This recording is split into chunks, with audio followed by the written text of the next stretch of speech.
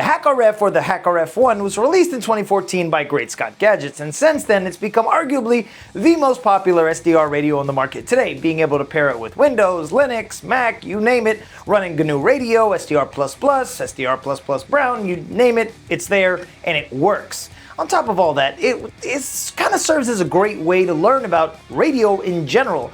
And since the HackRF's first release, it's found great success, not just among students, but radio enthusiasts, educators, and different people looking to understand what's going on in the airspace around them. Now, since its first launch, we've seen a couple of different refreshes when it comes to the PortaPack side, and for those of you guys that don't know, the PortaPack side is the top part that actually plugs in to the HackRF to turn it into a fully standalone device. It runs a custom firmware called Mayhem, and the Mayhem devs have outdone themselves from the very beginning, giving you numerous types of functions to kind of give you full control of radio all in the palm of your hand. You can match out different antennas. There's a bunch of different things that you could do with an SDR radio. And today we're going to be going over the newest upgrade by Great Scott Gadgets, which is their new HackRF Pro. Now, this was kindly sent in by OpenSourceSDRLab for about a month and a half now, and I've been testing it.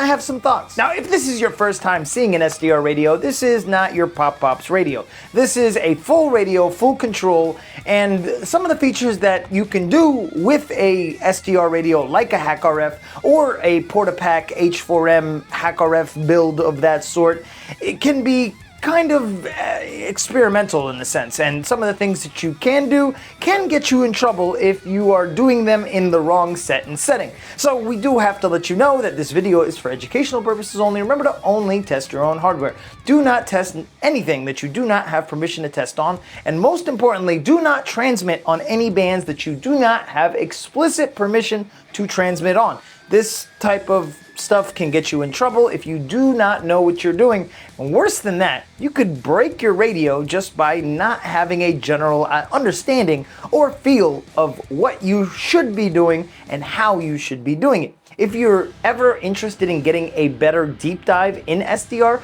I would recommend looking into getting your amateur radios license, because it can teach you a lot and keep you from potentially getting a knock on your door. Now, one of the most noteworthy upgrades with the HackRF Pro over the HackRF One is a lower noise figure, which means that you have a better receiver sensitivity. This can play a big part on trying to make sure that you capture the right signal and is tuned in to the right band. Now, upon first glance of the HackRF Pro, you might notice one thing, or at least I did, this little cutout right here.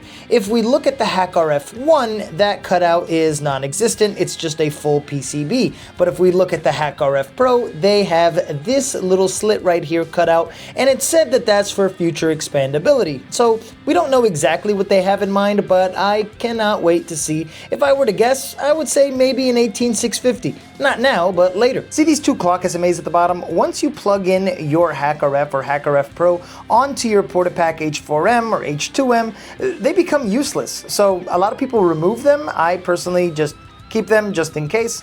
I've never actually used them, but that's, besides the point. We've got female headers for us to attach our PortaPack to, USB-C for power and flashing, and our shielding that holds our goodies on the inside. SMA antenna on the top for us to plug in our desired antenna to our desired band, status LEDs, and boot and reset button. To me, the improvement of the Pro over the One is solid all across the whole tuning range. The biggest gains are at the higher frequencies, and the plot is much smoother, and I think that's mostly because of the PCB layout. Another thing the Pro has over the One is an improved tuning algorithm, which means that we have even better signal integrity. So take ADS-B for example. We're getting double the messages received and an increased range from what we had over the HackRF One. With the Pro, it now includes a built-in TCXO crystal oscillator, which means that we have exceptional timing stability. On the One, you had to add an external TCXO or live with the frequency drift. Now, this really matters if you're trying to decode narrow bands or you want to get precise frequency measurements. or if you want to just lock into a band over a long period of time. That's where that TCXO crystal really plays a big part. Now, in normal operation, the Pro supports 20 Msps with 8-bit I and Q sampling over USB, which is the same as the One. But if we're talking internally, then the Pro sample rate is up to 40 Msps with dissemination and interpolation handled on the FPGA. The Pro also supports an extended precision mode with 16-bit samples and an effective number of bits between like 9 and 11. So basically, if you need cleaner captures at lower bandwidths, then this is a real improvement. They did add improved shielding on the HackRF Pro, because if you've ever used a HackRF One, then you know that the center spike is sometimes annoying. On the HackRF Pro, it's damn near gone. Now here's the good news if you're already in the HackRF ecosystem. Everything is ready straight out the box. GNU Radio, SDR++, and even the Mayhem firmware is updated for you to pretty much swap the SD card files and upgrade on your PortaPack if you want to upgrade to the HackRF Pro. Now the question that I know I'm going to get asked is this worth the upgrade, or should I upgrade to the HackRF Pro? I would say yes if you're doing serious RF work, specifically over the 3 GHz band. A better clock reference, cleaner captures, and if you're frustrated with the noise hitting the floor with the HackRF One, then this is the upgrade that you've been looking for. However, the HackRF One still does the job just fine. And it's been the standard for quite some time, and if you've had one and you're just an enthusiast, then you're not missing out on much. I also want to let you guys know that there's some cool stuff coming out to the HackRF and PortaPack ecosystem very soon, so keep a sharp eye out. Also, if you want to stay tuned with some really cool gadgets and stay up to date with some of the most amazing tech, I've linked some awesome channels down below and some awesome members of the BWM that have channels as well, and a bunch of GitHub repos if you like cool stuff and you want to dive into seeing what's available, man. I've linked everything down below. A special thanks to OpenSourceSDRLab for sending a special edition Mayhem boy for me to test out with.